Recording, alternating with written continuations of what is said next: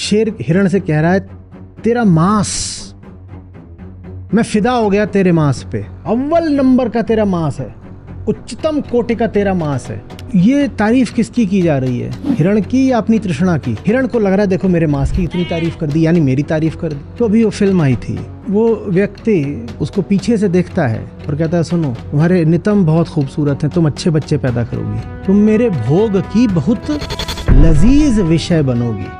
आपके अपने जीवन में आपके हिप्स का कितना महत्व होता है भाई, कितनी बार आईना लगाते हो और तेल मालिश कंघी वगैरह करते हो। पर वो व्यक्ति है, वो सामने जा रही है, उसको बोल रहा है प्रेमिका है मेरी, भावी पत्नी है, और उसकी पूरी हस्ती में उसे क्या दिखाई दे रहा है, नितंब। ये तृष्णा की प्रशंसा हो रही है। जिससे जुड़े हुए हो उससे चाहते कितना ज्यादा हो, जितना ज्यादा चाहते हो उतना ज्यादा प्रेमी नहीं हो, शिकारी है। वो सिविल सर्वेंट है, उन्होंने लिख कर भेजा, बोले you have a problem to every solution. वो बोले सब तो ठीक चल रहा है, तो आप जबरदस्ती समस्याएं खड़ी करते रहते हैं। उनके हिसाब से सब बढ़िया है, भोगने को मिल तो रहा है, क्या तकलीफ है जीवन में? I am okay, you are okay, all is okay. अहंकार अपने लिए एक सूत्र बनाता है कि उसके काम का वही है जो जटिल है, जो दुष्कर है, कठिन है, असाध्य है। उसको वो कह देता है कि श्रेष्ठ है। ये अपना आप अवलोकन करें तो अपनी भी दिन प्रतिदिन की वृत्ति में पाएंगे। थोड़ा सा विचार करेंगे तो देखेंगे कि जो कठिन है, दुष्कर है, जटिल है, असाध्य है, वो अनुपयोगी भी तो है।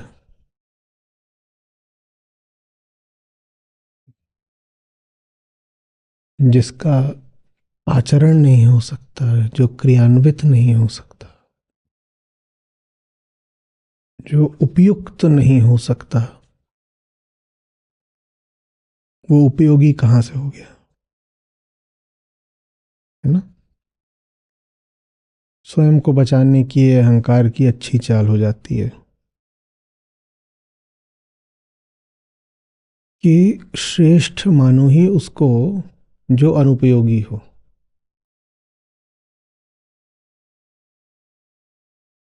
जैसे कोई छोटा बच्चा अपने ही साथ चालाकियां खेल रहा हो। अब छोटा बच्चा है तो इसको नादानी बोले कि चालाकी? कर तो वो चालाकी रहा है, लेकिन हम जानते हैं कि छोटा बच्चा है तो कर नादानी रहा है। ऐसे ही अहंकार है, वो श्रेष्ठ ही उसी को मानता है जो बिल्कुल काम का न हो, दिखने में ऊंचा लगे, सूक्ष्म लगे, ये जटिल लगे,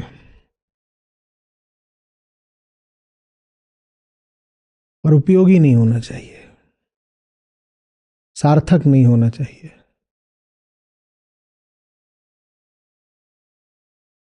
और उपयोग क्या होता है? उपयोग तो एक ही होता है कि अहंकार मिटे,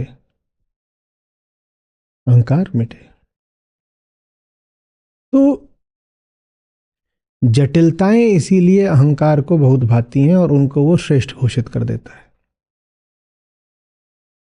क्योंकि जटिलताएं कभी अहंकार को मिटा नहीं पाती। अहंकार जैसे इसी बात का अनुग्रह व्यक्त करता है, तुमने मुझे मिटाया नहीं, धन्यवाद। तुमने मुझ पर कृपा की कि तुमने मुझे मिटाया नहीं, तो मैं बदला चुकाऊंगा तुम्हारे उपकार का, तुम्हें श्रेष्ठ घोषित करके। हमारे तुम्हारे बीच ये सौदा रहा, तुम मुझ पर कभी प्रभावी मत होना, कभी सार्थक मत होना। प्रभावी माने इफेक्टिव। तुम मुझ पर कभी प्रभावी मत होना, और बदले में मैं तुम्हें लगातार क्या कहता रहूंगा, क्या बात है, क्या ऊंचाई है, महानता देखो, श्रेष्ठता देखो, वाह बहुत बढ़िया बात है। तो जो कुछ भी जटिल रहा है उसको हमने कह दिया श्रेष्ठ है। और जो सरल रहा है उसको हमने कह दिया श्रेष्ठ है ही नहीं, हीन है। अब अगर हीन है तो हम उसको जीवन में लाएं क्यों? क्योंकि हीन है। तो यहां भी बच गए, क्योंकि वो जो हीन है वो वास्तव में प्रभावी है, पर प्रभाव तो वो तब लाएगा ना जब पहले उसे जीवन में लेकर आओ। मैं उसे जीवन में लेकर ही नहीं आऊंगा, मेरे पास तर्क है क्या? ये तो हीन है, तो इसे जीवन में क्यों लाऊं? तो मैं जिसको जीवन में लाऊंगा वो होगा ही वही जो जीवन में आया भी तो कुछ कर नहीं पाएगा। जैसे बहुत चौड़ी आपकी मर्सिडीज कार हो और उसको लेकर के आप पान वाली गली में सौदा खरीदने जाना चाहते हो, वाह क्या श्रेष्ठ कार, वाह वाह वाह, वो उस गली में घुसेगी ही नहीं। बढ़िया रहा ना, दोनों के लिए अच्छा है। आप सौदा खरीदने की झंझट से बच गए और जिसको आप महान कह रहे हो वो महान भी कहलाता रह गया। तो महान है, महान है पर उससे लाभ कुछ नहीं है, महान है पर लाभ कुछ नहीं है। और जो कुछ अंदर जा सकता है, अब एक छोटी सी मोपेड है वो अंदर जा सकती है, उसको हमने लात मार दी क्या बोल के? हीन है। वो हमारा काम कर देती, वही हमारा काम कर देती, जहां काम आवे सुई क्या करे तलवार, वो हमारा काम कर देती। पर वो भी हमारा काम नहीं करेगी क्योंकि हमने क्या दिया है, तो हीन है। दोनों ही दिशाओं में काम होते होते रह गया। काम क्या था? मुक्ति। काम क्या था? निवृत्ति। वो काम नहीं हुआ किसी भी तरीके से। जिन्होंने जीवन को समझा है, अपने अंतर जगत को परखा है, उन्होंने कहा है कि देखो, जो श्रेष्ठतम होगा ना, बहुधा वो सरलतम भी होगा।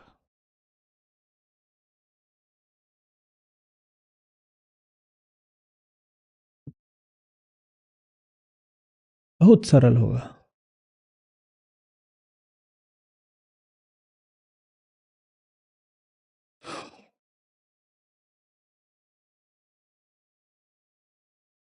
तो आज मुनिश्रेष्ठ हमसे कुछ बहुत सरल बातें कहने जा रहे हैं। श्रेष्ठ इसीलिए सरल है। इन वक्तव्यों में आपको बहुत चकाचौंध नहीं मिलेगी। ऐसा नहीं लगेगा कि आसमान में बिजली कौंधी, कुछ कड़का और आपको तोड़ गया, भाव नहीं आने वाला। बात जो कही जाएगी बहुत सीधी है, बहुत ही सीधी है, पर चूंकि सीधी है इसीलिए आपके काम आ जाएगी। आप अगर ध्यान दें तो ये एक सत्र आपका जीवन पूरी तरह बदल सकता है, क्योंकि सूत्र ही इतना सरल है। और इतनी सरलता सिर्फ उसी में आ सकती है जिसने बड़ी ऊंचाई, श्रेष्ठता हासिल कर ली हो। समझ में आ रही है? दो तीन बातें। पहला कि वैराग्य क्या होता है, जिन मुद्दों पर आज चर्चा है। दूसरा,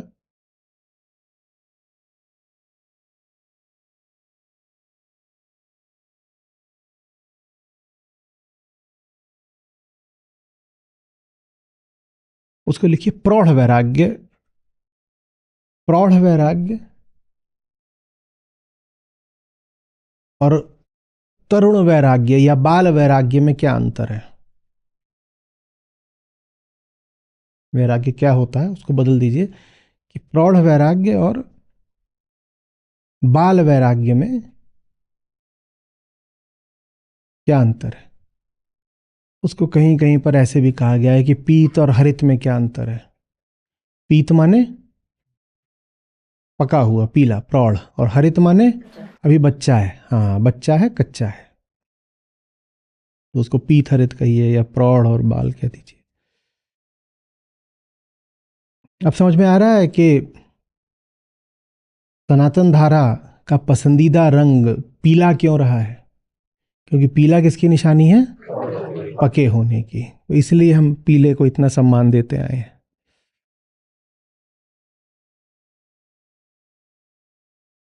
दूसरा लिखिए,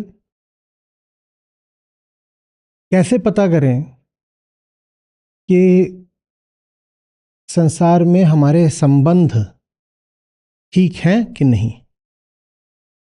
इतना जमीनी सवाल।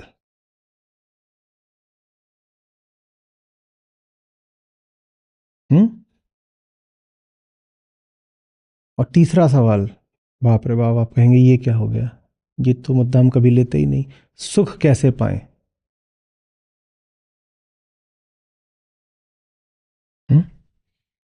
तो सुनिए क्या कह रहे हैं मुनि। कुछ बहुत गहरी बातें जिनको इतना सरल कर दिया कि आप बिल्कुल झूम जाएं। मुनि कह रहे हैं कि वस्तु विषय नहीं होती, वस्तु और विषय में अंतर होता है।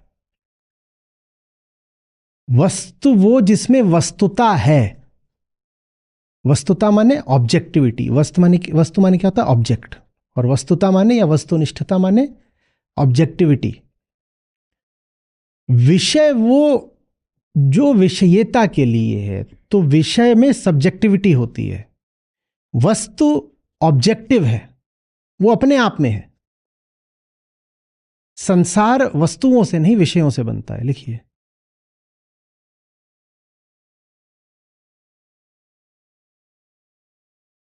संसार वस्तुओं से नहीं विषयों से बनता है।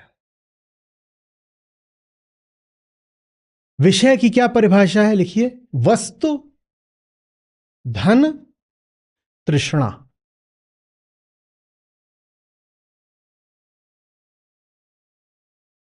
शुरू करिए वस्तु से। वस्तु है, वस्तु में तृष्णा जोड़ दीजिए तो विषय बन गया। तो वस्तु और विषय में अंतर हो गया। वस्तु में क्या जोड़ा? तृष्णा, तो क्या बन गया? विषय। और जो विषय संकुल है या विषय समुदाय है उसको बोलते हैं संसार।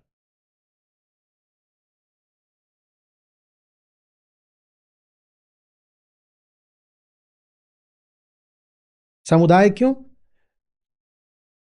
कोई भी विषय अकेला नहीं होता। समुदाय मतलब जिनका उदय एक साथ होता हो, कि एक आया तो दूसरा भी आ ही जाएगा, एक खड़ा हुआ तो दूसरा खड़ा हो जाएगा। एक का उदय माने क्या होता है? उठना।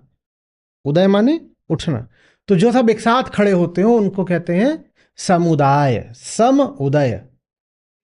तो एक विषय पकड़ो तो बहुत सारे और खड़े हो जाते हैं। तो वो सब जो पूरा कुल होता है उसको बोलते हैं संसार। ठीक है, तो वस्तु और विषय में अंतर जानना जरूरी है। और मैं आपसे पूछ रहा हूं, वैराग्य का संबंध वस्तु से है कि विषय से है? विषय से। बहुत बहुत मंजी हुई बात कह रहे हैं ऋषि। वो कह रहे हैं वस्तुओं को पड़ा रहने दो, तुम तृष्णा पर ध्यान दो।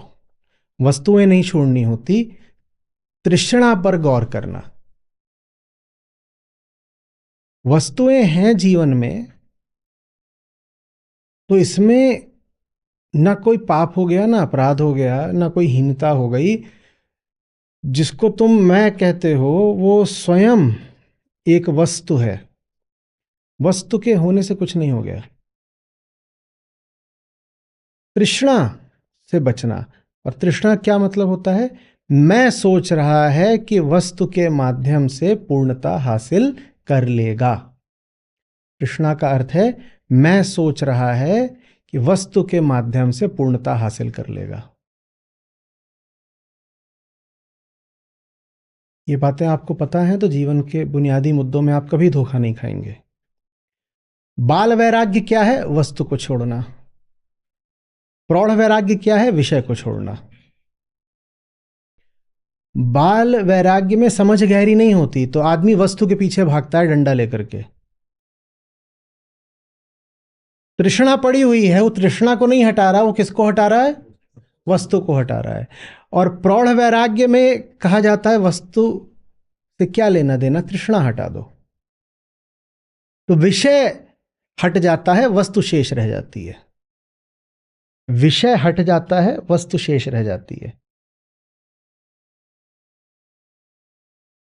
समझ में आ रही बात? कैसे पता करें कि संबंध ठीक है कि नहीं जीवन में? देखो, तृष्णा तो नहीं है। जिस भी किसी के प्रति, चाहे वो व्यक्ति हो और चाहे जड़ वस्तु हो, चाहे वो चेतन वस्तु हो जिसे आप जीव कहते हो, चाहे वो जड़ वस्तु हो जिनको हम वस्तु या चीजें कह देते हैं, पदार्थ कह देते हैं, ये देख लेना कि तृष्णा कितनी है। किसी भी वस्तु में अंतर्निहित कोई मूल्य नहीं होता। बात इसकी नहीं है कि आपके जीवन में जो चीजें मौजूद हैं, बाजार उनका कितना मोल लगा रहा है, किसी भी वस्तु का कोई इंट्रिंसिक अंतर्निहित मूल्य नहीं होता है। और होता होगा तो होता होगा, बाजार की नजर में होता होगा।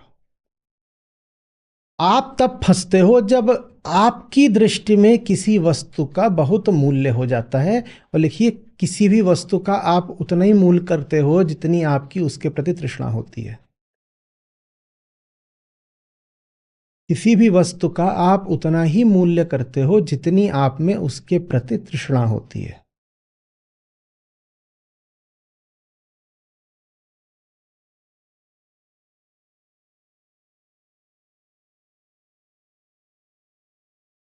कभी देखा है जब प्यास बहुत लगी होती है तो एक साधारण बोतल पानी की आप 500 रुपए में लेने को तैयार हो जाओगे? और वो कहेगा कि 500 में भी नहीं दूंगा, जितना तुम्हारे पास है सब यहाँ रख दो। तो आप कहोगे ले, पूरी जेब झाड़ दी, जो कुछ था सब ले ले, पानी दे दे। हम्म?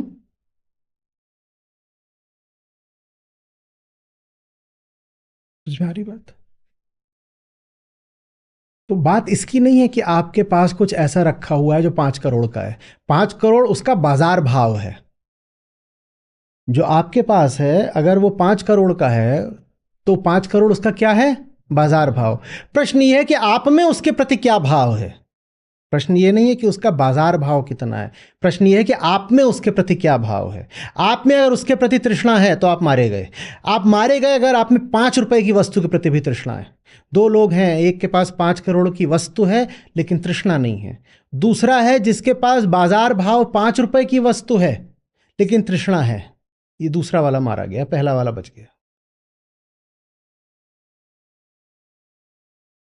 बात वस्तु की नहीं है, बात तृष्णा की है। तृष्णा वस्तु को विषय बना देती है। और आरंभ में ही बिल्कुल मुनि हमसे बोल गए थे, विषयों को विष सम त्याग दू। विषय को विष ही जानो। बिल्कुल अच्छी उसमें तुक जुड़ी हुई है। विषय माने विष, वस्तु माने विष नहीं है। वस्तु माने विष नहीं है। पहली वस्तु तो ये देह ही है, पर ये देह भी विष हो जाएगी अगर देह से क्या हो गया? तादात्म्य। मैंने अगर देह से नाता जोड़ लिया, मैं के लिए अगर देह का मूल्य बहुत बड़ा हो गया, अरे देह है बचा के रखनी, कुछ होना, तो फिर देह भी, याद रखो, पूछना होगा अपने आप से, जीवन में किन बातों को मूल्य दे रहे हो। 1000 में से 999 मामलों में संभावना यही है कि मूल्य बराबर तृष्णा। एक जो अपवाद मामला होता है उसकी कोई मुझे याद दिला देगा तो चर्चा कर लेंगे बाद में।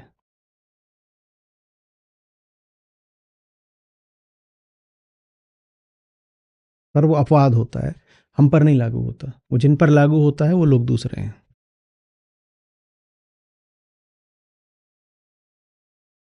समझ में आई बात? जीवन में जो भी कुछ है उसके प्रति देखो तृष्णा कितनी है। तृष्णा कसौटी है, तृष्णा टचस्टोन है, तृष्णा मानदंड है। तृष्णा तृष्णा त्यागनी होती है, वस्तुएं नहीं त्यागनी होती। क्योंकि वस्तुओं को त्यागने का कोई अंत नहीं होता। क्या क्या त्यागोगे? आखिरी वस्तु क्या है? आखिरी कह दो या पहली कह दो, क्या है?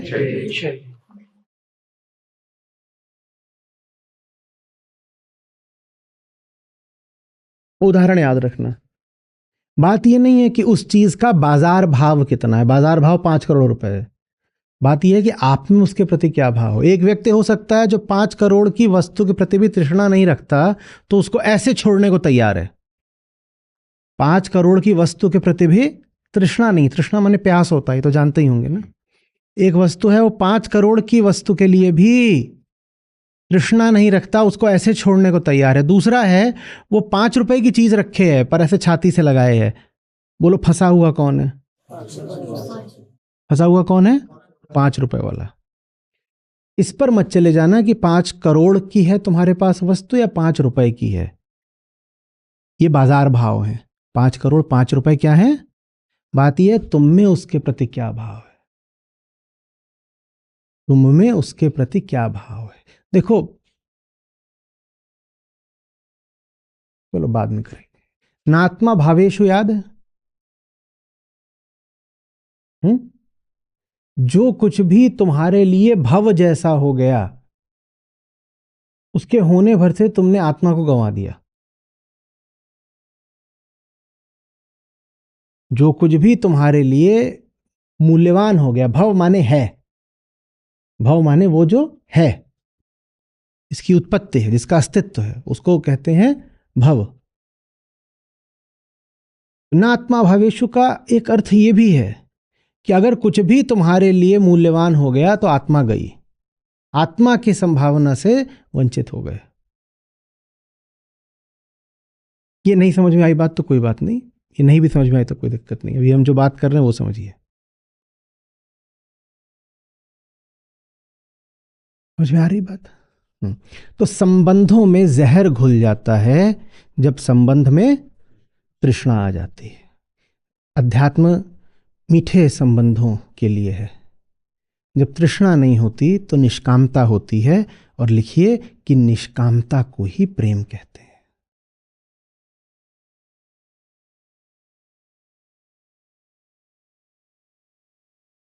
कैसे पता कि प्रेम है कि नहीं है? देख लो कि जिससे संबंधित हो उससे क्या क्या चाहते हो। देख लो कि उससे क्या नहीं पाओगे तो रूठ जाओगे, मुंह बिसुरोगे, रिश्ता तोड़ोगे। ये देख लो। देख लो कि दूसरे से अगर कभी रूठते भी हो या क्रुद्ध होते हो तो उसकी भलाई के लिए या अपनी भलाई के लिए। गौर से देखना।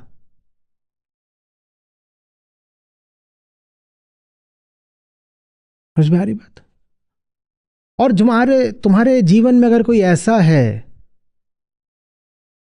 जो तुम पर अगर क्रोधित भी होता है तो तुम्हारी भलाई के लिए, तो अपवाद मिल गया, अपवाद मिल गया। पर ऐसा मिलेगा नहीं कोई, तो बहुत जल्दी खुश मत हो जाना। मिल गया, मिल गया, सबको मिल जाता है फट से।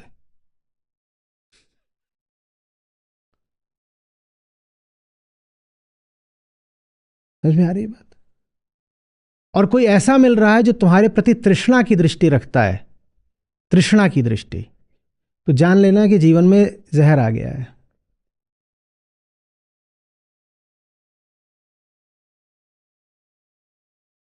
कोई तुम्हें वैसे ही देख रहा है जैसे शेर हिरण को देखता है, जान लेना जीवन में शिकारी आ गया है।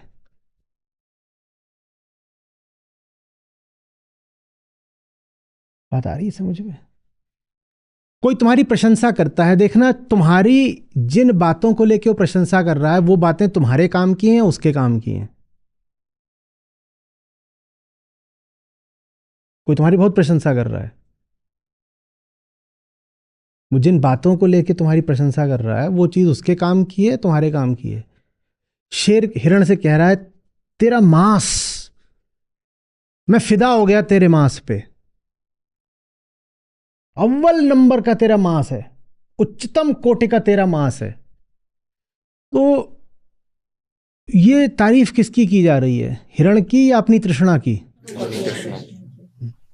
हिरण को लग रहा है देखो मेरे मांस की इतनी तारीफ कर दी, यानी मेरी तारीफ कर दी। वो समझ ही नहीं रहा है कि क्या हो रहा है। ये आपकी तारीफ हो रही है क्या? आपके किसी ऐसे पक्ष की यदि प्रशंसा की जाए जो आपके ही काम आएगा, तो प्रेम हुआ ना, तो निष्कामता हुई, क्योंकि आपके किसी ऐसे पक्ष की, आपके किसी गुण की प्रशंसा हो रही है या वृद्धि की जा रही है जिससे आपका जीवन संवर्धित होगा, तो ये निष्कामता हुई, हुई ना।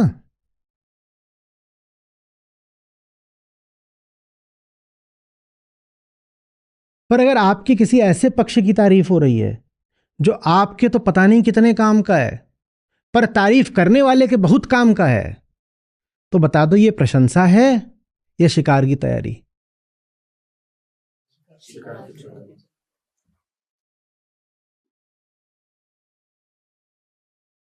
तो अभी वो फिल्म आई थी, मुझे भी दिखाई गई 10 दिन तक आग्रह कर करके, जिसमें वो व्यक्ति, सामने लड़की जा रही है, उसको पीछे से देखता है, उसके नितंबों को देखता है और कहता है सुनो, तुम्हारे नितंब बहुत खूबसूरत हैं, तुम अच्छे बच्चे पैदा करोगी। शुरू में ही बिल्कुल। ये जो प्रशंसा की गई है किस बात की गई है? कि तुम मेरे भोग के लिए बहुत लजीज वस्तु बनोगी। वस्तु नहीं, विषय। विषय, तुम मेरे भोग की बहुत लजीज विषय बनोगी। वरना किसी युवती के लिए उसके अपने नितंब किस काम के हैं? आपके जीवन में नितंब समझते हैं ना, हिप्स। आपके अपने जीवन में आपके हिप्स का कितना महत्व होता है भाई? कितनी बार आईना लगाते हो और तेल मालिश कंघी वगैरह करते हो? कोई काम, कोई जरूरत, कुछ भी होता है क्या? सिर्फ एक अवस्था में वो याद आते हैं जब कराहते हैं। कुछ हुआ है ऐसा? पिट आ गए कहीं से, या मान लो मेरी बाइक के पीछे बैठ गए। बुलेट में ऐसे ही है, उस पीछे वाली सीट पे बैठ जाओ तो बहुत कराहते हैं। पर वो व्यक्ति है, वो सामने जा रही है, उसको बोल रहा है प्रेमिका है मेरी, भावी पत्नी है, और उसकी पूरी हस्ती में उसे क्या दिखाई दे रहा है? नितंब। ये प्रशंसा किसकी हो रही है? ये तृष्णा की प्रशंसा हो रही है। देखो संबंधों में तृष्णा कितनी है।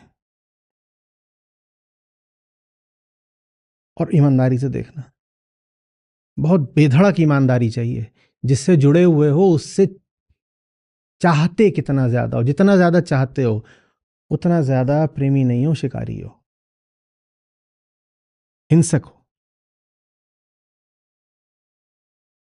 समझ में आ रही बात? बाल वैराग्य होता है वस्तुएं त्यागना। प्रौढ़ वैरागी कृष्ण जैसा होता है। सब कुछ है जीवन में, तृष्णा किसी से नहीं है। जीवन में सब कुछ है, और इसलिए नहीं है कि हमें बड़ी हसरत है कि वो पड़ा रहे, संयोग से है, पड़ा हुआ है। न हमें उसको इकट्ठा करने की धुन थी, और अब वो आ गया है तो डंडा मार के भगाने से भी कोई औचित्य नहीं है जीवन में तृष्णा नहीं है। ये प्रौढ़ वैराग्य है। अंतर करना सीखिए। लेकिन इस अंतर की आड़ में बड़े बड़े पाखंड होते हैं। ये बहुत, देखिए, ऐसा अंतर है जो आपकी ईमानदारी के दम पे खड़ा होता है। नहीं तो आप बिल्कुल ये कर सकते हैं कि महाभोगी बन जाएं, जीवन को विषयों से भरते चले जाएं, और कोई पूछे ये क्यों भर रहे हो, तो बोलो विषय नहीं वस्तु है। तृष्णा थोड़ी है, विषय नहीं है। मियाँ जी ये चौथी क्यों ब्याह लाए? वस्तु है, बेगम नहीं है, वस्तु है। क्योंकि अष्टावक्र गीता पढ़ी हमने। तृष्णा थोड़ी है, जब तृष्णा नहीं है तो क्या हो गया?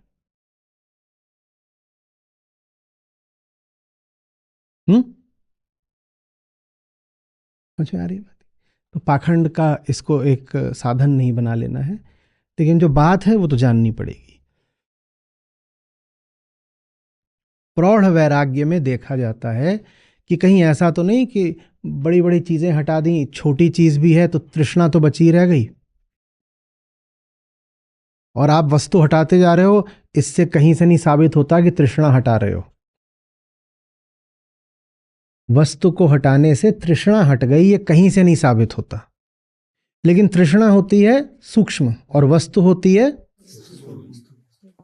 तो वस्तु को हटाने से हमको प्रमाण पत्र मिल जाता है दुनिया को दिखाने का, स्वयं को भी दिखाने का कि हम तो बड़े त्यागी हैं, बड़े ऊंचे हैं, महान है इत्यादि। देखो हमने त्याग दिया, त्यागने की बात वस्तु की होती ही नहीं है, त्यागने की बात तो तृष्णा की होती है। तृष्णा नहीं है तो तुम्हारे जीवन में अगर धूल का एक कण भी है तो उससे घोर आसक्ति हो जाएगी। तृष्णा को नहीं हटाया और बाकी सब जीवन से वस्तुएं हटा दी, तृष्णा नहीं हटाई। लेकिन जीवन से वस्तुएं सब हटा दी, तृष्णा नहीं हटाई, तो कुछ ना कुछ तो शेष रह ही जाएगा ना, कुछ तो शेष रह ही जाएगा। वो धूल का एक कण भी शेष रह गया तो सारी तृष्णा जाकर के उसी पर बैठ जाएगी। बात समझ में आ रही है? तृष्णा हटानी होती है। हां, तृष्णा को हटाने के उद्देश्य से अगर आप स्वयं को किसी वस्तु से दूर कर रहे हैं तो ठीक है, फिर ठीक है। लेकिन ये याद रखना बहुत जरूरी है कि वस्तु अंत नहीं है, अंत तो तृष्णा से आना है। तृष्णा हटाने के लिए वस्तुओं की संगति यदि आप त्याग रहे हैं तो वो विवेक की बात है। फिर आप कह रहे हैं फलानी वस्तु के पास जाता हूं तो तृष्णा और भभकती है तो मैं फलानी वस्तु से थोड़ा बच के रहूंगा, वो तो ठीक है, वहां तक ठीक है। लेकिन आप तृष्णा की बात ही ना करें और बस वस्तुओं की गिनती करें, ये वस्तु छोड़ दी, फलानी त्याग दी, उसको यहां रखा, ये सब कर दिया, उससे बात नहीं बनेगी। फिर आप बोल रहा हूं सब कुछ हटा दोगे, जीवन में एक धूल का कण तो बचेगा। सारी तृष्णा जाकर के उस एक धूल के कण पर बैठ जाएगी। वो धूल का कण भी हटा देंगे हम बड़े हठी हैं, ये बचेगा। हम ये भी त्याग देंगे, खाना पीना छोड़ देंगे, ठीक है, ये भीतर कुछ यहां बचेगा, कुछ तो बचेगा ना। मैं है तो मैं किसी पर तो आश्रित रहेगा ना, मैं जिस पर भी आश्रित रहेगा उसी को ऐसे पकड़ लेगा। मुक्ति कहां मिली? मुक्ति का मतलब ये नहीं होता ना कि विषयों ने आपको छोड़ दिया। मुक्ति का मतलब होता है आपने छोड़ दिया। क्योंकि मुक्ति में हम कई बार स्वयं को ही धोखा दे लेते हैं। मुक्ति में हम ऐसा कहते हैं जैसे हमें किसी ने बेड़ियों में जकड़ रखा है, दुनिया की ताकतें, दुनिया की वस्तुएं, विषय, ये सब आए हैं और हमें बांध गए हैं। नहीं, मुक्ति का मतलब होता है तुमने जो दुनिया को पकड़ रखा तुम छोड़ो। तुम्हें नहीं मुक्ति दुनिया से चाहिए, तुम्हें दुनिया को मुक्ति देनी होती है। आप दुनिया से नहीं कहोगे मुझे मुक्त कर दो, दुनिया कहेगी मैंने कब पकड़ा। दुनिया क्या बोलेगी? पकड़ा किसने है? क्योंकि पकड़ने वाला कर्ता हमेशा कौन होता है? मैं। जब करने वाला मैं हूं तो पकड़ने वाला कोई और कैसे हो गया? सारे काम जब दुनिया के मैं करता हूं तो पकड़ने का काम भी मैंने ही कर रखा होगा। मैं पकड़ता हूं, पकड़ने की वृत्ति शेष है तो कुछ भी पकड़ लूंगा। धूल का कण भी नहीं मिला तो कोई मैं विचार ही पकड़ लूंगा। सब हटा दो जीवन से, विचार तो नहीं हटा पाओगे, बस हो गया। समझ में आ रही बात? अवैरागी कौन है? जो वस्तुओं का त्याग करे, जिसे कुछ त्याग करना ही नहीं है। कहता त्याग करने में क्या तो भोगने आया हूं, भौं भौं। उसने बोला ना भौंकने आया है। बैठ लीजिए, चलो। तो वो कौन है जिसे वैराग करना ही नहीं है? रागी बोल दो उसको या अवैरागी बोल दो। वो कौन है? जो पकड़ने का खेल खेल रहा है, भोगने का, और उसको कहीं से ये कौंध भी नहीं रहा है कि कोई विकल्प है। बिल्कुल तन्मय होकर के लगा हुआ है, पकड़ो, शिकार करो, भोगो, नोचो, फिर एक और पकड़ो, फिर पकड़ो, ये सब। फिर आता है बाल वैरागी। बाल वैरागी कौन है? हाँ, जिसको अल्प ज्ञान हुआ है, वो स्वयं को नहीं देख रहा, उसको लग रहा है दुनिया उसको पकड़े है, वो स्वयं को नहीं देख रहा। उसको ये तो समझ में आया कि पकड़ है, बंधन है, कि हम जकड़े हुए हैं, ऐसे जैसे दम घुट रहा हो, सांस नहीं आती ठीक से, कुछ यहाँ समस्या है। इतना तो उसको समझ में आया है, थोड़ी उसकी तंद्रा टूटी है, पर अभी वो आधी नींद में है। उसको जब हम कहते हैं ना अल्प ज्ञानी, तो उसको ऐसे कह दो अर्धमूर्छित या अर्धचेतन, वो सब एक ही बात है। अल्प ज्ञान, अर्धमूर्छित, अर्धचेतन, वो सब एक बात है। इसका मतलब होता है कि देखना तो शुरू कर दिया पर बाहर की ओर देखा। जब भी देखना शुरू करोगे पहले दृष्टि किधर को जाएगी? बाहर की ओर जाएगी। इसीलिए जो लोग पठन पाठन में उतरते हैं वो सबसे पहले बाहरी चीजें पढ़ना शुरू करते हैं, और शायद उचित भी है ये। पहले आप अखबार पढ़ना शुरू करिए, कम से कम आपकी जागृति की शुरुआत तो हुई। और जो अखबार पढ़ना शुरू कर देता है, जो एक आध साल सेवन कर लेता है संसार के ज्ञान का, अविद्या का, वो अपने आप को बहुत सुंदर स्थिति में पाता है उपनिषदों में उतरने के लिए। इसीलिए माता पिता का दायित्व तो है कि बचपन से ही 6-8 वर्ष की उम्र से बच्चों में अविद्या संचारित करें। और यही काम शिक्षा व्यवस्था को करना चाहिए कि दुनिया के बारे में बच्चे को 6, 8, 10 की उम्र में ज्ञान होने लगे, वो सब जानने लगे। तब जाकर के नचिकेता जैसी या अष्टावक्र जैसी संभावना बनती है कि 12, 14, 16 का होते होते फिर उपनिषदों से उसका परिचय हो सकता है। लेकिन जो बच्चा ऐसा है कि बचपन में उसको उसकी शिक्षा ने या परिवार ने कभी दुनिया के बारे में बताया नहीं, उसने समाचार पत्र कभी पढ़े नहीं, उसको जब आप 12, 15, 18 की उम्र में उपनिषदों तक लाते हैं तो बड़ी समस्या आती है, छात्र के लिए भी और शिक्षक के लिए भी। और ये समस्या मैं खूब अनुभव किया करता था जब आरंभिक वर्षों में, वो आरंभिक वर्ष नहीं था, वो आरंभिक दशक था पूरा। तो उस पूरे दशक में जब जाकर के छात्रों से मिलता था और उनसे बहुत साधारण बातें मैं आत्मज्ञान की करूं और उनको उतरे नहीं, तो मुझे दिखाई देता था कि ये जो अभी जमीन है इस पर हल नहीं चला है, मैं बीज डाल रहा हूं। हल नहीं चला है और अभी खरपतवार भी हटाई नहीं गई है। खेती की जो साधारण बातें उनसे कौन परिचित है? तो बीज ऐसे ही डाल देते हैं। क्या करते हैं? बीज डालने से पहले की 2-4 शर्तें बताइए, पानी डालते हैं, फिर डालते हैं। और उसमें वो सब उगा रहे, झाड़ झंकाड़ तो वो निकाला जाता है। आजकल तो और भी किया जाता है, बीज डालने से पहले ही उसमें कुछ कुछ आरंभिक किस्म की उर्वरक भी डाल देते हैं। और ये सब तैयारियां नहीं करी गई हैं, और आप बीज डालेंगे तो क्या होगा? आपकी सारी जो मेहनत है वो, ऐसा नहीं कि कोई बीज नहीं उगेगा, उगेगा। 100 में से 2-4 बीज जो हैं वो संयोग से पनपेंगे, पर कम है। तो वो तैयारी है। जब आप जगोगे तो सबसे पहले किधर को देखोगे? बाहर को देखोगे, बाहर देखोगे। ये अर्धचेतन अवस्था है, ये अल्प ज्ञान अवस्था है, लेकिन ये निसंदेह श्रेष्ठ अवस्था है किसकी तुलना में? अज्ञान की तुलना में, जहां पे कुछ नहीं है, सिर्फ भोग है, घोर तमसा, गहरी रात। गहरी रात जिसमें सिर्फ क्या किया जा रहा है? आंख बंद है लेकिन मुंह चल रहा है। आंख बंद है लेकिन मुंह चल रहा है। किसके लिए चल रहा है मुंह?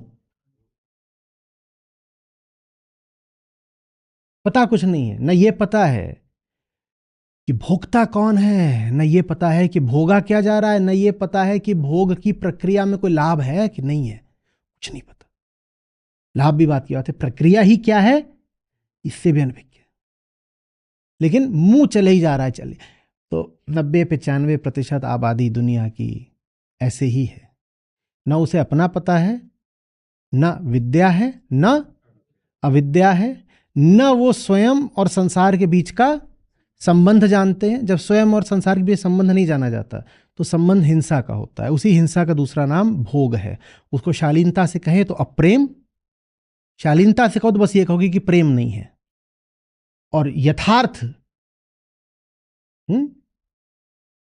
कि गूंज के साथ बोलो तो सीधे सीधे हिंसा है। अब प्रेम क्यों बोल रहे हो? ठोस बात करो, हिंसा है। अरे बात समझ में? तो हम उठते हैं राग से, फिर हम आते हैं बाल वैराग पर। बाल वैराग में पता चलता है कि गर्दन जकड़ी हुई है, लेकिन आंखें देख कहां को रही हैं बस, तो लगता है गर्दन जकड़ने वाला बाहर है। तो जो बाल वैरागी होता है उठाता है डंडा और घुमाता है किस पर? बाहर पे। बाल वैरागी का लक्षण यह है कि दुनिया को बहुत दोष देगा, इतना तो वो मानेगा कि जीवन दुख है। जो नीचे वाला है सबसे, वो ये भी नहीं मानता जीवन दुख है। उससे पूछो कैसा है, बोलता चंगा सी। ये बस जड़ पदार्थ से इतना सा ऊपर है, नहीं तो इसको आप मिट्टी पत्थर कीचड़ भी कुछ बोल सकते हो। ये गहरी तमसा में सोया हुआ है, नहीं तो कह ही नहीं पाता कि सब बढ़िया है, मैं मस्त हूं, आहा हा अद्भुत आनंद है, ये नहीं कह पाता। जिसको आप मिलें और जिसको सचमुच ये लगता हो कि सब बढ़िया है, वो जान लो कि अभी ये कीचड़ का सुअर। ऐसा नहीं कि मैं बहुत कड़वे तरीके से या अशिष्ट तरीके से बोल रहा हूं, इन्हीं शब्दों में महात्मा बुद्ध ने बोला है, बिल्कुल यही शब्द है। धम्मपद उठा के पढ़िएगा।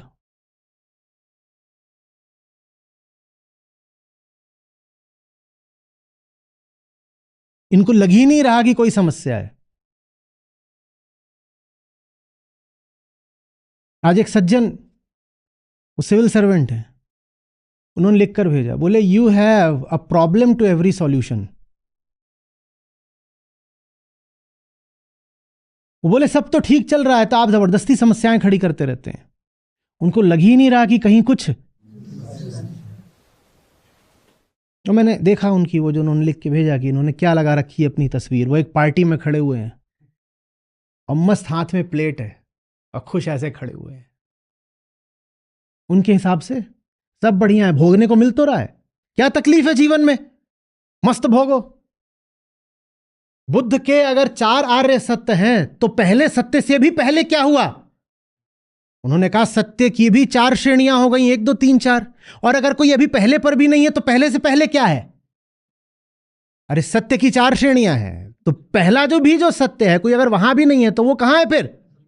वो तो फिर गहरे असत्य में है ना। और पहला ही सत्य क्या है? दुख ही दुख है। ज्यादातर लोग अभी सत्य की पहली श्रेणी पर भी नहीं पहुंचे हैं।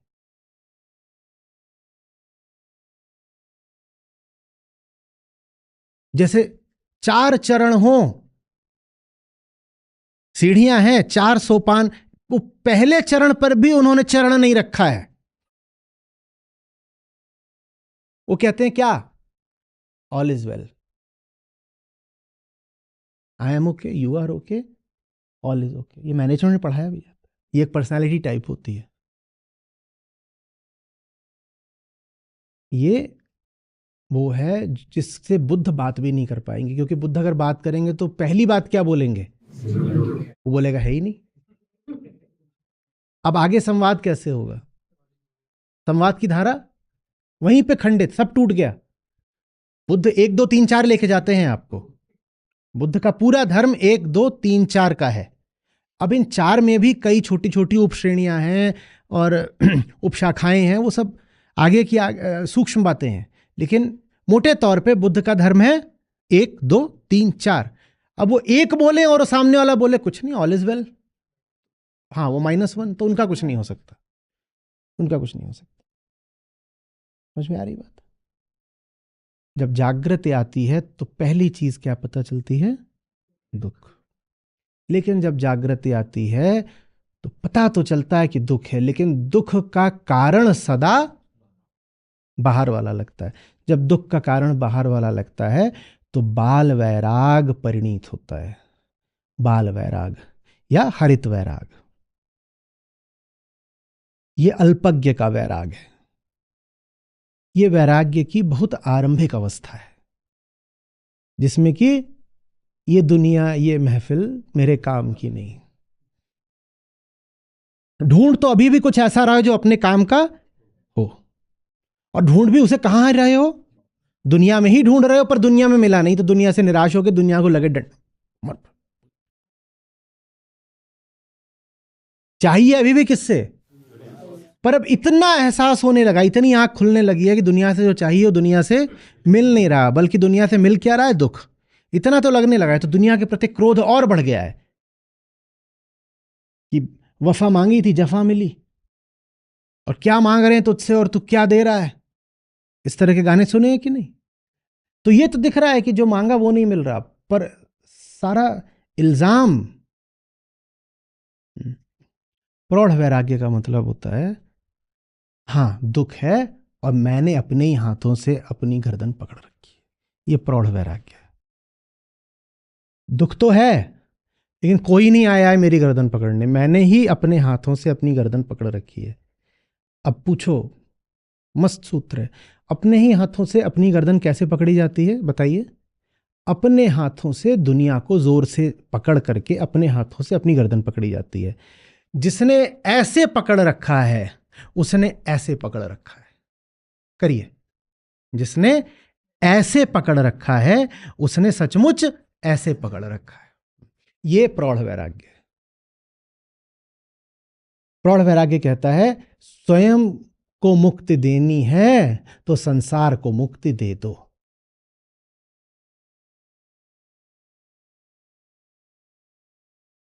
स्वयं के लिए मुक्ति चाहिए, बोलो, तो संसार को मुक्ति दे दो। क्योंकि अगर यूं तुम्हें अनुभव हो रहा है, अनुभव ये हो रहा है, तो यथार्थ अनुभव यदि ये है तो अथार्थ ये, तुमने ऐसे पकड़ा है इसलिए ऐसे लग रहा है। अगर अगर अपने जीवन में आपको लग रहा हो कि बहुत बंधन है, तो ये भी देख लीजिएगा कि आपने किसको पकड़ रखा है। इसलिए कहा है मैंने, आज इतना सरल सूत्र है कि आप चूक जाएंगे, इतना उपयोगी है कि लगेगा कि किसी काम का नहीं है। जीवन में अगर लग रहा हो कि फंसे हुए हैं, तो देखना किसको फांस रखा है। किसको जरूरी नहीं है कि कोई व्यक्ति हो, कोई भी वस्तु हो सकती है। वास्तव में टेक्निकली शास्त्र की भाषा में व्यक्ति को भी वस्तु ही कहा जाता है। व्यक्ति को भी वस्तु ही कहा जाता है। हम अपने लिए भेद कर लेते हैं। हम वस्तु से ऐसा आशय लेते हैं कि जड़ वस्तु, और व्यक्ति से हम आशय लेते हैं चेतन वस्तु। चेतन वस्तु को हम व्यक्ति कह देते हैं, वरना व्यक्ति भी वस्तु ही है।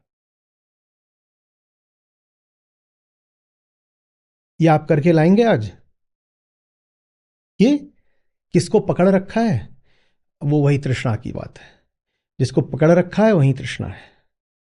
चाहे ऐसे बोलो चाहे वैसे बोलो, ऐसे बोलो कि तृष्णा जाननी है तो देखो किसको पकड़ रखा है, या देख लो किसको पकड़ रखा है, वही तृष्णा, एक ही बात है।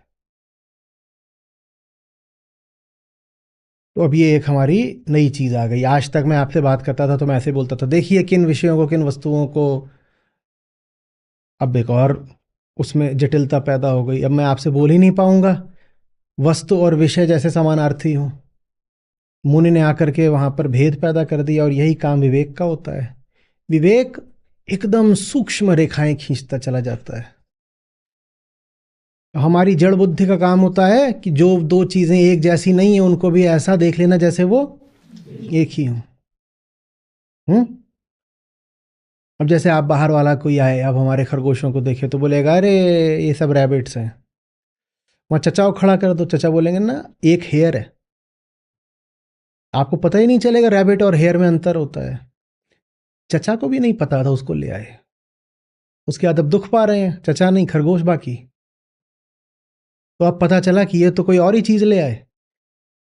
वो डॉक्टर आया, उसने बताया कि अरे ये खरगोश है ही नहीं, ये हेयर है। उसने 2-3 खरगोशों की टांगें तोड़ रखी हैं, वो यहां रहते हैं। अंतर ही नहीं पता चला। वैसे ही वस्तु और विषय में अभी तक हम अंतर नहीं मान रहे थे, अब तो मानना पड़ेगा। वस्तु विषय कब बनती है? हाँ, जब अहंकार उस पे डोरे डालना शुरू कर देता है। वस्तु और विषय में वही अंतर है जो लड़की और प्रेमिका में है। लड़की माने साधारण मनुष्य, साधारण मनुष्य है, अपना डोल रहा है, और जब तुमने उस पर डोरे डालने शुरू कर दिए वो विषय बन गया। अब वो बर्बाद होगा और तुम भी बर्बाद होगे, क्योंकि तुमने उस पर तृष्णा का जाल फेंक दिया। और हो सकता है उधर से भी बराबर की तृष्णा का जाल तुम्हारे ऊपर अब गिरे। जाका गला तुम काटे हो तो फिर काट तुम्हारा। तो इसलिए फिर सही संबंधों के लिए ज्ञानी लोग सूत्र देते हैं, प्यार को प्यार ही रहने दो, जीवन में मनुष्यों को रखना, रिश्तों को नहीं। जिस क्षण रिश्ता खड़ा हो जाता है मनुष्य विदा हो जाता है। जिस क्षण तुमने किसी को भाई बोल दिया उसे इंसान की तरह नहीं देख पाओगे। वास्तव में नामकरण अपने आप में सूक्ष्म हिंसा है। तुम किसी को मां बोल रहे हो, बड़ा मुश्किल हो जाता है उसे मनुष्य की तरह देखना। एक बार मैं थोड़ा सा उद्वेलित हो गया था, 2-4 साल पहले की बात है। तो मैंने पूछा था, ये बोल रहे हो माँ के आंचल में बड़ा सुकून मिलता है। एक सज्जन थे, उन्होंने ऐसे ही पूछा था, बोले दुनिया इतनी खराब क्यों है, दुनिया को छोड़ के मैं घर जाता हूँ तो माँ के आंचल में बड़ा सुकून पाता हूँ और घर में बड़ी शांति रहती है। मैं, घर में शांति इसलिए रहती है ना क्योंकि घर में सारा काम माँ कर देती है। बोले नहीं वो बहुत अच्छा। उनका घर में क्या रहता? बोले सुबह माँ पराठे बनाती है नाश्ते में। अच्छा, माँ का जन्म पराठे बनाने के लिए हुआ था? फिर उसी की एक क्लिप निकाल दी थी, उससे एक शॉर्ट वीडियो बना था, वो आप लोगों ने उसको आगे भी खूब बढ़ाया कि माँ का जन्म पराठे बनाने के लिए हुआ था। वो पूरी बातचीत ये थी। मैंने कहा तुम एक साधारण आदमी को अगर देखो, किसी मनुष्य को, कि वो अपना पूरा समय रसोई में बिता रहा है, साफ सफाई में बिता रहा है, तो तुम बोलोगे अरे अरे अरे कितनी बेकार इसकी जिंदगी है। पर तुम अपनी मां से लगातार यही करा रहे हो, लेकिन तुमको ये हिंसा, ये अत्याचार जरा भी दिखाई नहीं देता क्योंकि तुमने उस मनुष्य को एक नाम दे दिया है। क्या? मां। और मैं तुमसे पूछ रहा हूं, ये सज्जन कहां काम करते हैं? ये बेंगलोर में आईटी प्रोफेशनल थे। ये बीच बीच में 6 महीने साल भर को कभी बेल्जियम कभी यूएस घूम के आ जाते थे। मैं कहा तुम्हारी माँ कहाँ कहाँ घूमी है ये बता दो। बोले नहीं माँ कहीं नहीं घूमी, माँ को तो कहीं जाना नहीं होता। माँ is not suppose to travel because she is. तो उन दिनों कोई मुद्दा चल रहा होगा, जो भी सामान्य ज्ञान का, कोई युद्ध चल रहा हो, कोई और बात चल रही हो। तो मैंने पूछा, मैंने कहा ये जो मुद्दा आजकल चल रहा है, इतना गर्मा गर्म मुद्दा, मैं इस मुद्दे पे तुम्हारी माँ से बात करूं, तुम्हारी माँ वार्तालाप कर पाएंगी? बात को थोड़ा भी आगे बढ़ा पाएंगी? गहराई छोड़ो। बोले नहीं माँ को कुछ नहीं पता। मैंने कहा माँ को क्या पता है? बोले कुछ नहीं, माँ घर में बैठी टीवी देखती है। मैंने कहा टीवी भी देख रही होती तो क्या कर रही होती? मटर छील रही होती है साथ में। मटर छीलती जाती है, टीवी देखती जाती है। मैंने कहा तुम्हें कुछ भी समझ में नहीं आ रहा? बोले नहीं समझ में क्या आना है, मटर छील रही है ना, शाम को मटर के पराठे बनाएगी। उसको दिखाई ही नहीं दे रहा है क्योंकि तुमने मनुष्य को एक नाम दे दिया है। हिंसा होगी, तुम्हें कुछ नहीं दिखाई देगा। अब तुम्हारी मां ने जरा भी दुनिया नहीं देखी और तुम्हें लगता ही नहीं कि कुछ गलत हुआ है। तुम्हारी मां को कोई ज्ञान नहीं है, तुम्हें लगता ही नहीं कुछ गलत हुआ है। तुम इसी बात में खुश हो कि मां मटर की सब्जी और गोभी के पराठे बनाती है। ये कोई और रिश्ता हो, बाप हो, भाई हो, पत्नी हो, बहन हो, दोस्त हो, मामा भतीजा, कोई भी और रिश्ता बोल दो, जहां रिश्ते को आपने नाम दे दिया, वहां समझ लीजिए कि गड़बड़ हो गई, क्योंकि तृष्णा आ गई है। तृष्णा, अपेक्षा आ गई है। तृष्णा के लिए एक हो जाएगा ना नाम, अपेक्षा। अपेक्षा। कोई रिश्ता है जिसमें उम्मीद ना हो? बताना। कोई रिश्ता बता दो जिसमें उम्मीद ना हो। अज्ञानियों ने कहा है जहां उम्मीद आ गई वहां नरक आ गया, क्योंकि विषय ही विष है। और वस्तु विषय कैसे बनती है? जब वस्तु में क्या जुड़ जाती है? उम्मीद। वस्तु में उम्मीद जोड़ दी तो वस्तु क्या बन गई? विषय। और विषय ही विषय, तो उम्मीद ही विषय। उम्मीद ही विषय।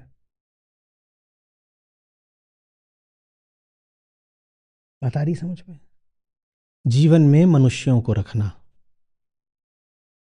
रिश्तों को नहीं।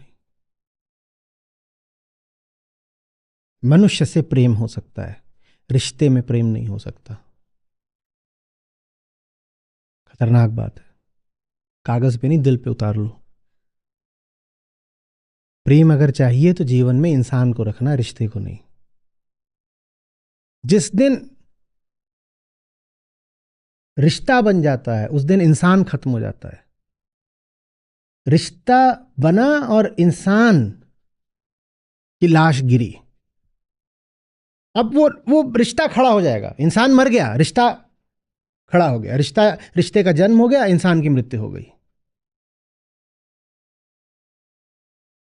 ब्याह के एक दिन पहले और ब्याह के एक दिन बाद कभी देखा है उस इंसान को देखने का नजरिया कितना बदल जाता है? सब समाप्त हो गया।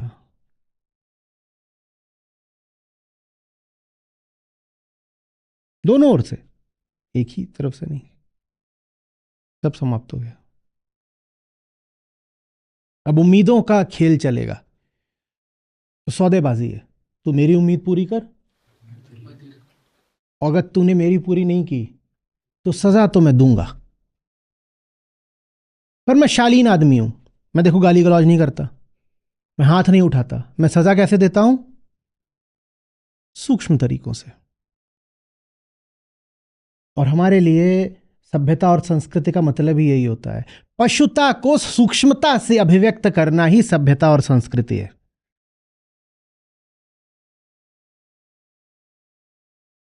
यही तो किया हमने। पशु एक दूसरे पर कुपित हो जाएंगे, क्योंकि वो भी कुपित इसीलिए होते हैं क्योंकि उन्हें उम्मीदें नहीं पूरी हुई। पशु माने उम्मीद। पशु की उम्मीद पूरी नहीं होगी तो दूसरे पे गुर्रा देगा। वो सूक्ष्मता नहीं जानता। The ways are not subtle.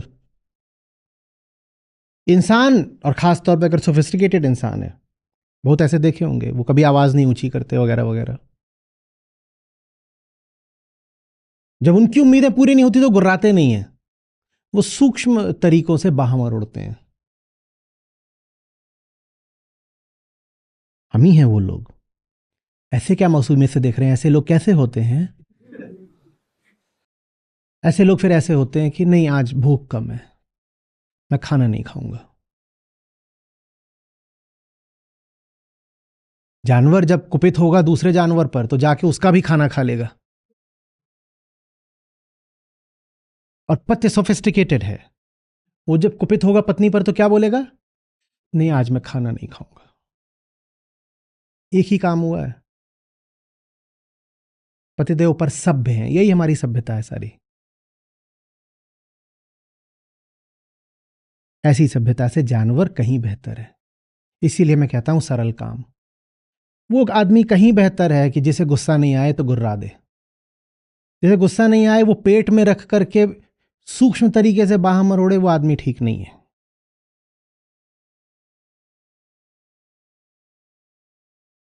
तुम्हें कुछ चाहिए ही, तुम में उम्मीदें हैं ही, तुम निपट खुले में बोल दो, सपाट अपनी जाहिर कर दो इच्छा। ठीक है। निष्काम नहीं हो पाए, कामना है, पर कम से कम कामना के साथ पाखंड तो नहीं है। कामना है तो कामना प्रकट कर दी। नहीं हो पाए निष्काम, मानते हैं हम निष्काम नहीं हो पाए, कामना है। पर कामना का होना यदि बुरा है तो कामना के साथ पाखंड का होना और ज्यादा बुरा है ना। तो सरल काम कौन होता है? जिसको यदि कामना है मुंह से बोल देता है।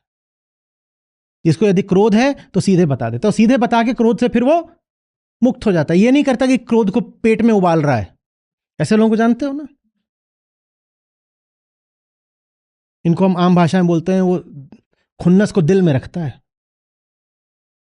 और 6 महीने तक रखता है, और 6 महीने के बाद मौका देख के घात करता है।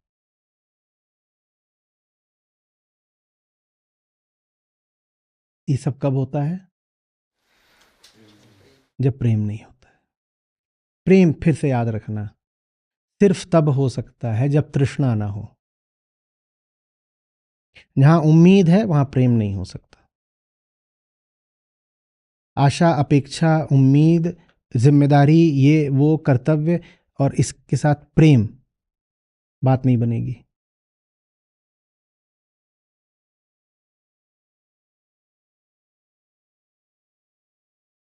समझ में आ रही बात? और तृष्णा कई बार बड़ी चुप्पा चीज होती है, बिना आवाज किए सरक आती है। तो गौर से देखना, उनके प्रति प्रेम का दावा है, उनके प्रति कहीं तृष्णा भी तो नहीं है? चाहे वो घर का छोटा बच्चा ही क्यों ना हो, हम तो तृष्णा सब पे रख लेते हैं। छोटे बच्चों पे तृष्णा ना होती तो लड़कियों की भ्रूण हत्या क्यों होती? वहां भी तो यही है ना कि ये मेरी उम्मीदें पूरी नहीं करेगी, इसको साफ करो।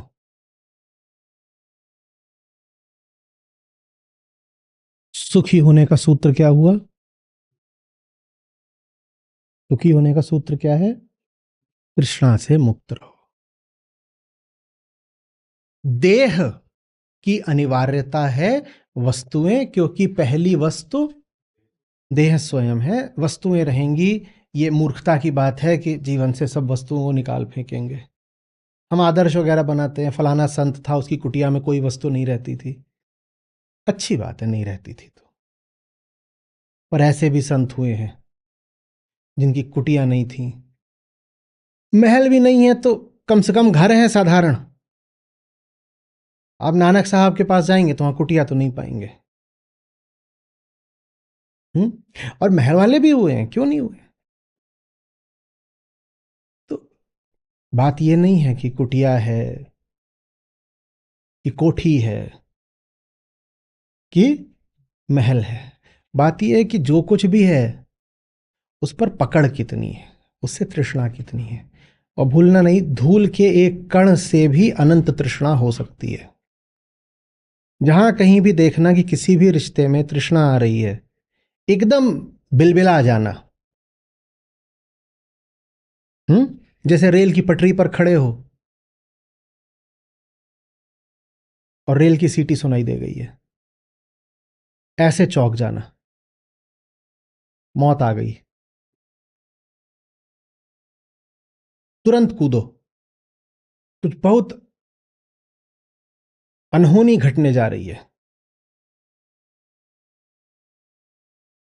समझ में आ रही बात? जिससे प्यार करते हो उसे अपनी उम्मीदों से आजाद रखो। यही यही भेंट है जो प्रेम में दी जाती है, उम्मीदों से आजादी। तुझे अपना जीवन जीना है, तुझे मेरी उम्मीदें नहीं जीनी है।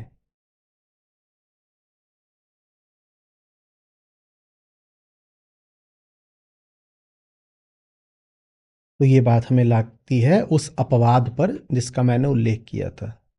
एकमात्र उम्मीद फिर मेरी यही हो सकती है कि तू अपना जीवन जिए, तू इस लायक हो जाए कि तू अपना जीवन जिए।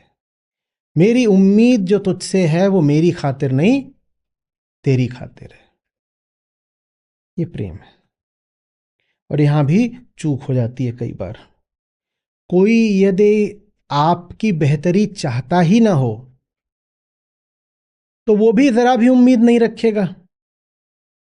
वो कहेगा गिरते रहो, हमारी उम्मीद ही नहीं है कि तुम न गिरो। हमारी उम्मीद यदि है भी तो बस एक ही दिशा में है कि तुमसे हमें मिलेगा क्या। बाकी तुम अपनी दुर्गति करा रहे हो, जिंदगी में पतन में जा रहे हो, उससे हमें क्या फर्क पड़ता है। तो उसका व्यवहार देख के आपको लग सकता है कि इसके पास तृष्णा तो है ही नहीं, क्योंकि हमसे ये कोई उम्मीद रखता ही नहीं है। दूसरी ओर आप गिर रहे हो और कोई आकर के आपको रोक रहा है, प्रयास कर रहा है या कुपित हो रहा है, तो ऐसा लग सकता है कि इस व्यक्ति में तो तृष्णा है। वहां थोड़ा सा संभलना पड़ेगा। देख लेना कि तृष्णा की परिभाषा होती है स्वार्थ, आत्म केंद्रिता, सेल्फ सेंटर्डनेस। अगर आपसे कुछ कोई चाह रहा है तो अपने लिए चाह रहा है, आपके लिए चाह रहा है। 1000 में से 999 मौकों पर जो भी कोई आपसे कुछ चाहेगा वो अपने लिए ही चाहेगा, आपके लिए कोई नहीं चाहेगा। और जब आपको लगेगा भी कि कोई आपके लिए कुछ चाह रहा है तो संभावना यही है कि वो पाखंड होगा। क्योंकि किसी को ठगना है तो उसका हितैषी बनना पड़ता है, वो पाखंड करना पड़ता है कि देखो हम तो तुम्हारा भला चाहते हैं। वहाँ विवेक चाहिए, वहाँ बड़ी निष्पक्ष दृष्टि चाहिए कि आप समझ पाओ कि ये इंसान क्या है। समझ में आ रही बात? सुखी कैसे होते हैं? जो तृष्णा पर नजर रख सकता है वो सुखी है, वो सुखी है। साधारण सुख कौन सा होता है? जहां दुख धोखा देने के लिए आ जाए उसे बोलते हैं साधारण सुख।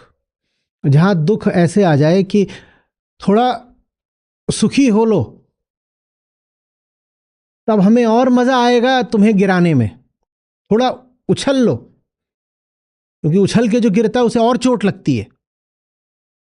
इसे कहते हैं साधारण सुख, जहां थोड़ा सा उछला जाता है ताकि और जोर से गिरा जाए। ये ऐसे गिरी,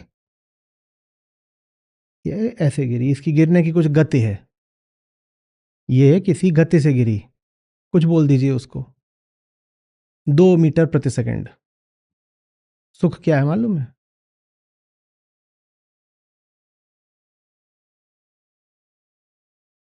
ये सुख है। इसमें क्या हुआ? लेकिन इतनी देर में तो मौज आ गई।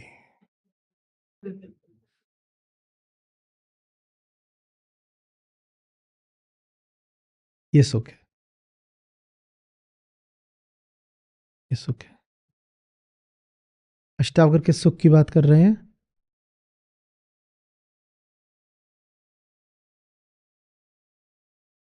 जो बैठा है धरती पर उसे नीचे कौन गिराएगा।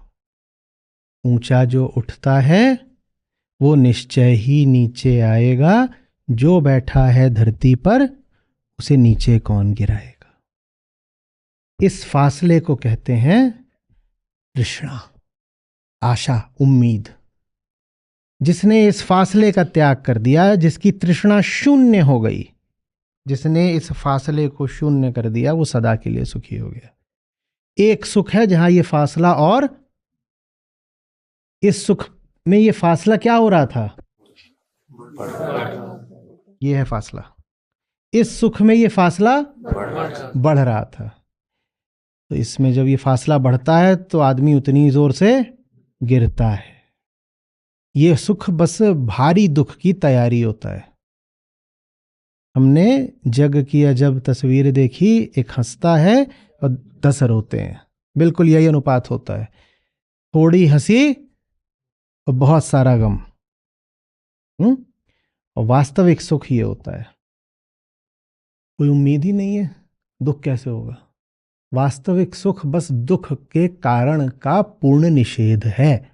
दुख के कारण का पूर्ण निषेध क्या होता है? महात्मा बुद्ध ने क्या बोला था द्वादश निदान में? दुख समुदाय की किस कड़ी को सबसे आसानी से तोड़ा जा सकता है? तृष्णा को। तो ये है तृष्णा का पूर्ण निरोध।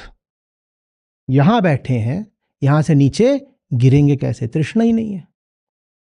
तृष्णा का अभाव ही प्रेम बन जाता है। तो भाव से बचिएगा, भाव की अपेक्षा अभाव पर गौर करिए।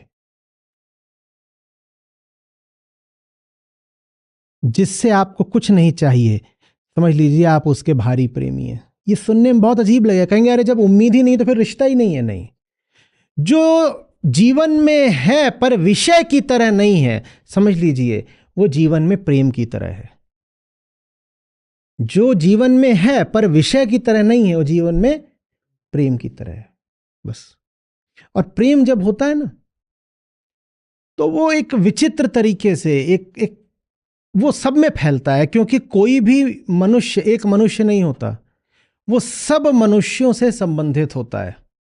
अगर मेरा संबंध एक मनुष्य से भी है तो पूरी मानवता से है। सोच के देखिएगा, आप यहां बैठे हो, अगर मेरा रिश्ता आपसे है तो आपका रिश्ता किससे है? 40 और लोगों से है। मेरा रिश्ता सिर्फ आपसे है। मैं कह रहा हूं मेरा तो एक ही आदमी से रिश्ता है, पर आपका रिश्ता किससे है? और उन 40 का रिश्ता किससे है?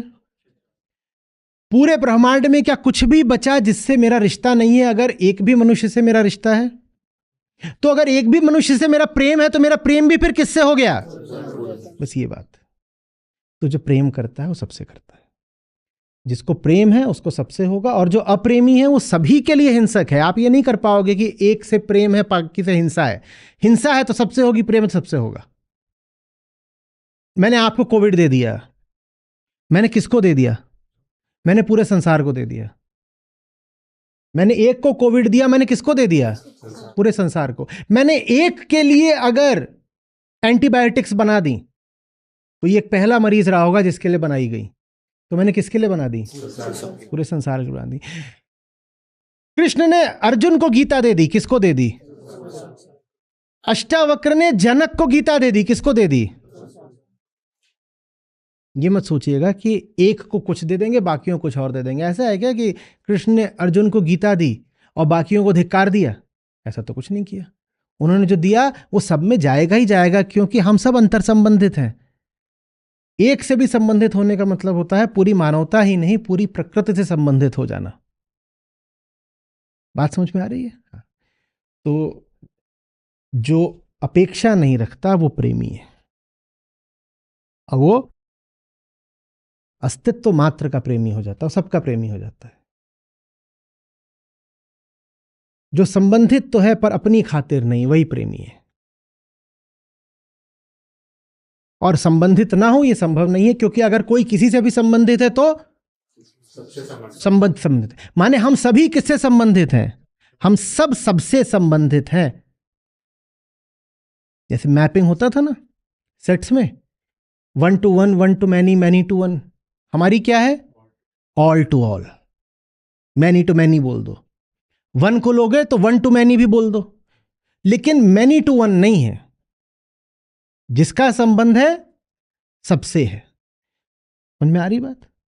तो गिनिएगा नहीं कि आपके जीवन में कितनी वस्तुएं हैं। एक वस्तु हो चाहे 2000 वस्तुएं हो, आप निष्काम रहिए। एक से निष्कामता हो तो भी वही फलित होता है जो हजारों से निष्कामता से फलित होता है। और एक से यदि तृष्णा है तो भी वही नरक बरसेगा जो हजारों से तृष्णा रख के बरसना है। बात इसकी नहीं है कि संख्या क्या है, बात इसकी है कि अहंकार तृष्णा रखता है या नहीं रखता है। भोगी राजा हो, सेठ हो, या भोगी भिखारी हो, बात बराबर की है। समझ में आ रही बात? हाँ, वहां पे उसके पास विषय ज्यादा है, इसके पास विषय अभी कम है।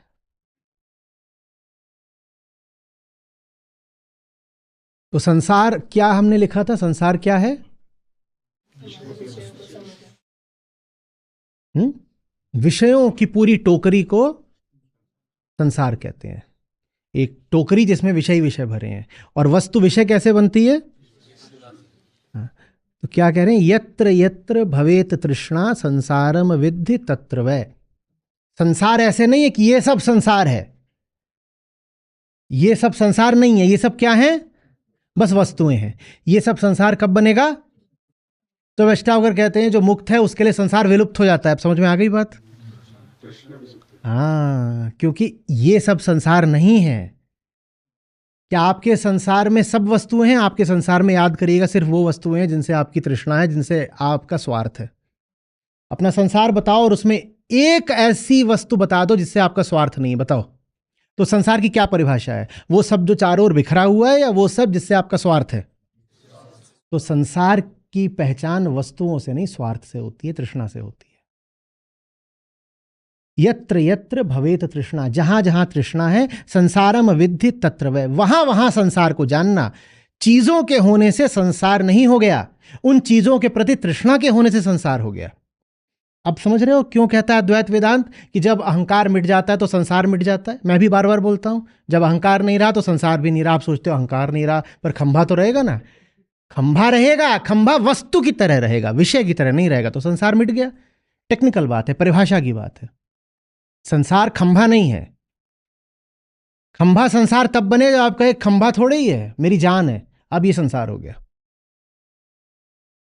आप सबका अपना यहां मन में संसार होता है ना, एक यहां होता है ना, उसमें कुछ भी ऐसा है जिससे तृष्णा नहीं है, तो माने संसार बनता ही तब है जब तृष्णा होती है। वस्तु में जब तृष्णा जुड़ती है तो संसार पैदा होता है। वस्तु के होने से संसार नहीं पैदा हो जाता। वस्तु पड़ी रहती है, अपना वस्तु वहां पड़ी हुई है, वहां पत्थर एक पड़ा हुआ है, वहां कुछ पड़ा हुआ है, वो चीज पड़ी है, वो चीज पड़ी है, वो चीज पड़ी है, वो संसार नहीं हो गई। और जो चीजें पड़ी हो मन में प्रवेश भी नहीं करती, करती हैं क्या? रजिस्टर ही नहीं करती। आ भी जाती है तो फट से ऐसे घुसती है, ऐसे निकल जाती है। आप देख भी लेते हो तो भी उसे स्थान नहीं देते यहां पे, वो देखा फिर अनदेखा कर दिया। तो यत्र यत्र भवेत तृष्णा तत्र विद्धि संसारम, वहां पे ही विद्धि माने जानना, सिर्फ वहीं पे संसार को जानना। जहां जहां तृष्णा है वहीं वहीं संसार है। आगे, प्रौढ़ वैराग्यम आश्रित्य वीत तृष्ण सुखी भव। सुखी कौन है? जो वीत तृष्ण हो गया। लिख लो, वीत तृष्ण सुखी भव। जब भी कभी ज्यादा मन उदास हो जाए, परेशान हो जाओ, क्या हुआ है? You know it's a D word. D for, इतना डर जाते हैं हम। पहले बोलते थे that dirty 4 letter word starting with F. अब ऐसे ही डरे हुए हैं तो बोलते हैं डी डी। बस इतना अपने आप को याद दिला लेना, वीत तृष्णा सुखी भव। क्या चाह रहा है? बंद करना, चाहना बंद कर, रोना बंद कर।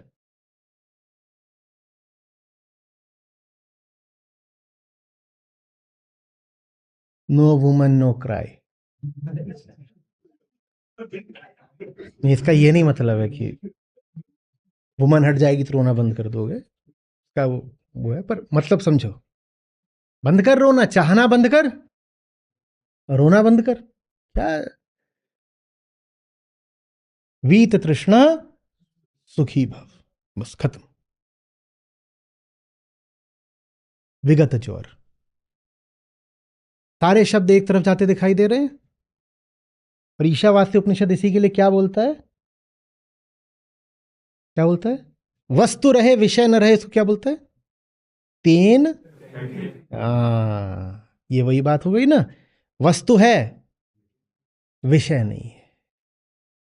तृष्णा का त्याग किया, तेन त्यक्तेन में किसका त्याग है? हाँ, तृष्णा के त्याग के बाद भले ही उस वस्तु को एक साधारण तरीके से दाल चावल खा लिया तो इसको भोग नहीं बोलेंगे, ये भोग नहीं है। समझ में आ रही बात? कितनी मौज होगी ना। जीवन में क्या है? वस्तुएं हैं ना। वस्तुओं को हमने पकड़ा तो वस्तुओं ने फिर हमें भी नहीं पकड़ा। और हमारी प्रवणता इसमें थी कि पकड़ने की शुरुआत तो सदा हम ही करते हैं। तो माने दुख का आदि भी मैं हूं, तो फिर मुझे शक्ति मिल गई है कि दुख का अंत भी मैं हूं। अगर दुख का आदि मैं नहीं हूं तो दुख का अंत मैं कैसे करूंगा? अगर पकड़ने का काम बाहर वाले ने करा होता तो मैं तो असहाय हो गया ना। उसने अपनी मर्जी से पकड़ा तो छोड़ेगा भी तो तभी जब उसकी मर्जी होगी। नहीं नहीं नहीं, अगर उसने पकड़ा होता तो मैं अशक्त हो जाता। उसने अपनी मर्जी से पकड़ा था, अपनी मर्जी से छोड़ता, मैं क्या करता उसमें? पर अध्यात्म आपको ताकत देता है, शक्ति देता है, ये बता करके कि देखो उसने नहीं पकड़ा, हमने पकड़ा है। तुम अगर पकड़ सकते हो तो तुम छोड़ भी सकते हो। इतना फुसफुसा के ऋषि एक कदम पीछे हो जाते हैं, आगे आपकी मर्जी। उन्होंने तो बोल दिया वीत तृष्णा सुखी भव, तुम्हारे मन में।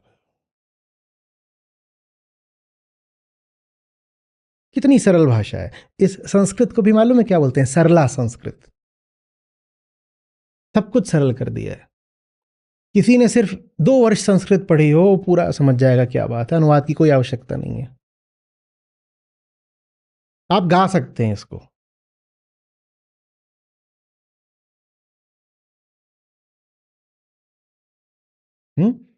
और कोई कितना, इससे ऊंचा प्रेम क्या होगा? हम प्रेम समझते हैं कि लाल गुलाब, इससे ऊंचा प्रेम क्या होगा? कोई आपको ये बात बता रहा हो तो। और वो आपका चेहरा भी नहीं जानते, आप उनसे हजारों साल बाद के। इससे ऊंचा प्रेम कोई हो सकता है? उस दिन कोई कह रहा था, रविन्द्रनाथ ठाकुर की उक्ति थी, डाली थी कि जिस दिन आप ऐसा पेड़ लगाना सीख जाते हैं जिसके फल आप नहीं खाने वाले, उस दिन आपने प्रेम जान लिया। ये रहा वो पेड़। और पेड़ तो लगाते हो तो फिर भी ये रहता है कि मेरे नाती पोते खाएंगे। ऋषि अष्टावक्र कौन से नाती पोते? आप खा रहे हो।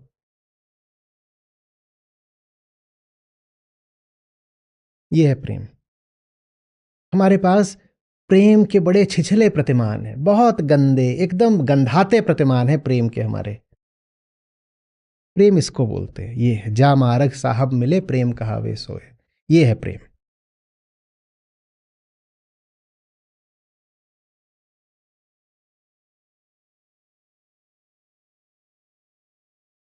आ रहा मजा? नहीं आ रहा है? यत्र यत्र भवेत तृष्णा तत्र विद्धि संसारम वै, संसारम विद्धि तत्र वै। देखिए, ठीक है।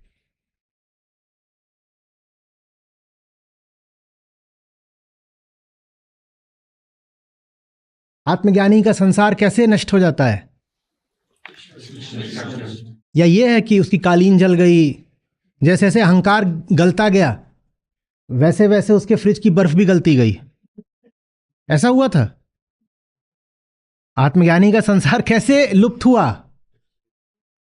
कि अहंकार कम होता जा रहा है और उसके कमरे का साइज भी कम होता जा रहा है धीरे धीरे। वो सुबह उठता है, पाता एकदम सिकुड़ता जा रहा है। ये सब हुआ था। पर हमारी चमत्कारिक कथाओं में ये सब भी होता है।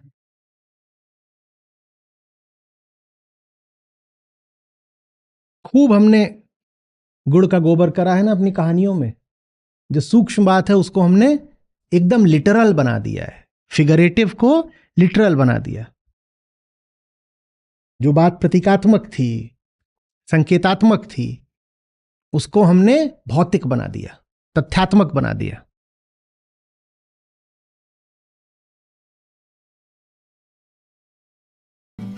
प्रेम प्रेम सब कोई कहे, प्रेम न चीने कोई। प्रेम प्रेम सब कोई कहे, प्रेम न चीने कोई। जा मार्ग साहब मिले, प्रेम कहावे सोए रे साधो, प्रेम कहावे सोए। माया मरी न मन मरा, मर मर गया शरीर। माया मरी न मन मरा, मर मर गया शरीर। आशा तृष्णा ना मरी, कह गए दास कबीर रे साधो, कह गए दास कबीर। चाह गई चिंता मिटी, मनवा बेपरवाह। चाह गई चिंता मिटी, मनवा बेपरवाह। जिनको कुछ नहीं चाहिए, वो शाहन के शाह रे साधो, वो शाहन के शाह। मनवा तो पंछी भया, उड़ के चला आकाश। मनवा तो पंछी भया, उड़ के चला आकाश। ऊपर ही ते गिर पड़ा, मन माया के पास रे साधो, मन माया के पास। दौड़त दौड़त दौड़िया, जेती मन की दौड़, दौड़त दौड़त दौड़िया, जेती मन की दौड़। दौड़ी थके मन थिर भया, वस्तु ठौर की ठौर रे साधो, वस्तु ठौर की ठौर।